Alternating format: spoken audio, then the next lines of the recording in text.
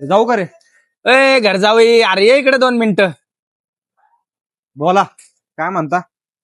ए भाऊ तू तरी काय मस्त आईस बीस करतो राव, गाड्यान बिड्या काय मर्सिडीज आणि काय बाबा पैसा बिसा. अहो त्याच्या सासूकडे काय प्रॉपर्टी कमी आहे का राव? हा ढेगानी पैसा आहे, नोकर चाकर आहे, बायको एवढी सुंदर आहे, निस्ता बसून खातो राव, फुल आयश. आईला आपली लाईफ ह्याच्यासारखी पाहिजे होते राव. लय मजा आला असती. आईला घर जावंय म्हणल्यावर काय तिच्या आईला फुल राडच आहे सुशांत भाऊ. ड्रायव्हर बिवर ठेवलाय फिरायला, कुठं फिरायला दररोज फिरायला.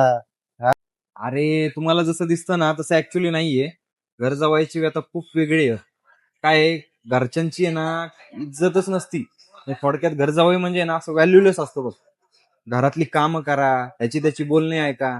सासू काय पण बोलते, बायको इकडं काय पण बोलते, ते वेगळंच. आणि ते तर माझ्या बायकोच्या बहिणीचं पोरग एवढंच आहे 5 वर्षाचं, ते पण मला उठसूट काही बोलतंय. व्हॅल्यू नाही रे घर जावई म्हणजे, खरं सांग. काय तुम्हाला सांगू आता, जाऊ का?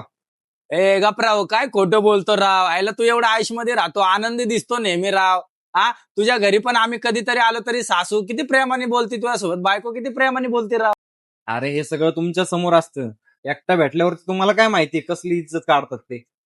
ए राव असं कसं रे? माझा एक मित्र पण घर जावे, पण ते तर सगळे व्यवस्थित राहतात. तो तर म्हणतो मला लय मस्त आहे, लय भारी आहे. तो तर कधीच असं सांगत नाही की मला हे प्रॉब्लेम आहे, ते प्रॉब्लेम आहे, असं आहे. हे बघ कृष्णा भाऊ, हे त्या घरातल्या माणसांवरती डिपेंड असतं की जावयासोबत कसं राहावं, कसं वागावं, कसं बोलावं. आता माझी आता आहे असं नशिबात, काय करणार मी तरी. चालतंय भाऊ. ओके मित्रांनो, जावई कसाही असू दे, घर जावई असू दे, नाहीतर घर जावई नसू दे, पण प्रत्येक जावयाची ही रिस्पेक्ट झाली पाहिजे. तुम्हाला काय वाटतं? कमेंट मध्ये नक्की सांग.